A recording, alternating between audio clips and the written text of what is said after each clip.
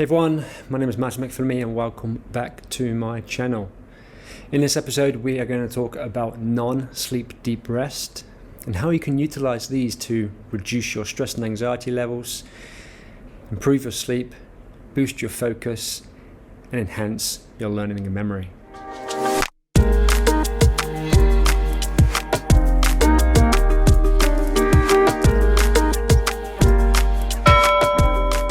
If anyone here has listened to Andrew Huberman and his Huberman podcast, they would have heard of the term non-sleep deep rest, or NSDR for short.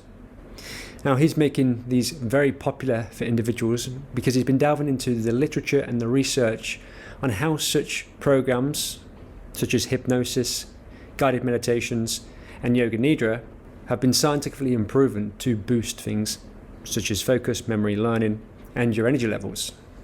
But not only has the evidence suggested that it can help with that, it also can help with improving your stress and anxiety levels.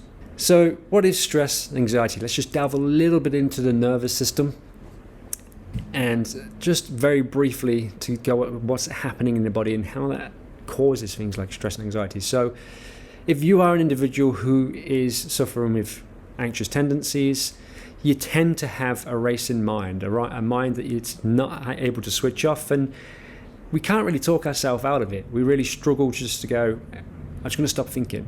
We can't, because the mind is running like a clock, and fast clocking, it keeps on going and going. Now, to be able to try and help reduce those thoughts and rumination and the additional energy burden and stress, what we can do is we can learn actually to tap into parts of our nervous system that rest us. They put us into a state of deep calm, into a deep rest.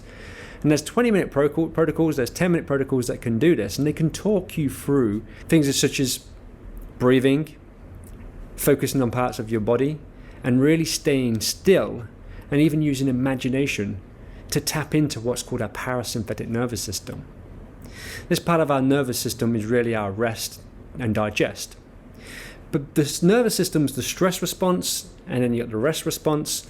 They're all working synergistically. They work together. One isn't on and the other one is not off. It literally is one's either more on or one has a brake on and is either reducing the brake. It's like driving a car. If you want to slow down, you put the brake on more, you put the parasympathetic nervous system. But then if you want to speed up, you'll take the brake off and you might put the accelerator on. People who have chronic stress and anxiety have got the accelerator down and the brake is pulling off. So what these NSDR protocols can teach you to do is they can teach you how to put the brakes back on, how to slow the body down. Now, if we can slow the body down, we can slow these signals that are going back to our brain that are interpreting stress, and that's causing us to have those thoughts, those concerns, and causing us to ruminate. But it also takes our attention away from those thoughts and puts it onto our body. And what that allows us to do is it allows us to ground ourselves literally by lying down, ground ourselves in our breathing, and bring us back to the present. So these protocols that talk through guidance, the ones that you will go through on the course are yoga nidra based, which basically stands for yoga sleep, can be used when you're feeling stressed and anxious, if you want to bring that level down again, to teach you to get back into this parasympathetic nervous state, to give you the tools to provide yourself to do that, so that when you then find yourself in a highly stressful situation, you can actually just quickly, briefly put yourself back into your body, remove your focus, and that can bring your stress levels down in a moment. They can also be utilized if you wake up in the middle of the night. Now, we know that people who have chronic stress and those individuals who are anxious, they struggle to sleep. Again, the mind is racing. The stress response is in overdrive, and it's sometimes hard to get out of that high alert state, that concern state, to a relaxing state to get back to sleep again. It's the primary cause of insomnia.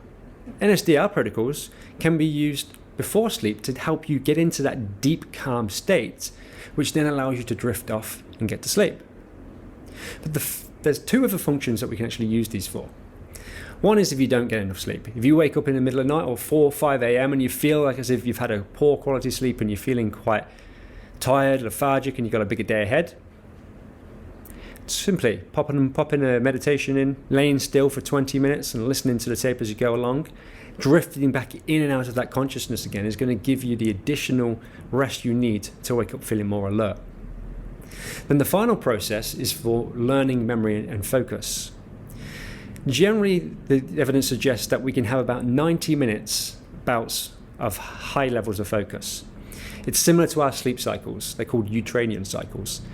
Now, Ultradian cycles, when we're trying to do some work or we're trying to actually learn something, when we first sit down, our stress level starts to increase. And that's because our mind is trying to focus on a new task, especially if the task is quite novel and it is something that you haven't done before. Stress levels will start to increase. Your body will start and your brain will start to release adrenaline, noradrenaline, and that allows you to bring your attention in and stay focused on the task, give you the energy to learn. However, many people who are overly stressed or anxious, they don't like that feeling and the sensations that they get when adrenaline is released into their body. So therefore they procrastinate, they get up, they've got to go distract themselves, they've got to go on the phone, you might go and grab yourself a drink, you might move away from your desk. It's all unconsciously because inside there's something going on with the increase in stress response. Now, if you can learn to manage that by tapping into techniques such as the NSDR or even just breathing techniques that I teach on the course, then you can learn to stay still and find that actually you'll then start to get into a flow.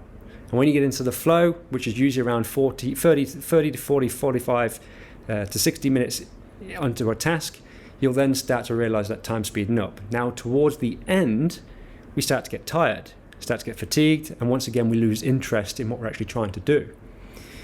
So what the perfect thing to do then is to go away, to complete an NSDR 20-minute protocol, to regain your energy, to get back into that parasympathetic state, to bring your stress levels back down again, and then go back to doing your work.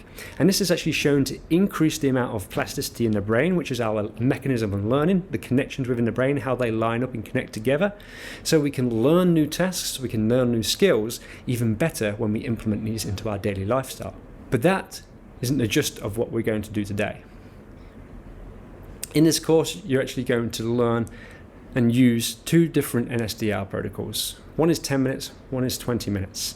And now that you're at week 4, you start going to integrate these into your life so that you can learn how to bring those stress levels down, to feel more relaxed, to boost your focus, energy, and your productivity.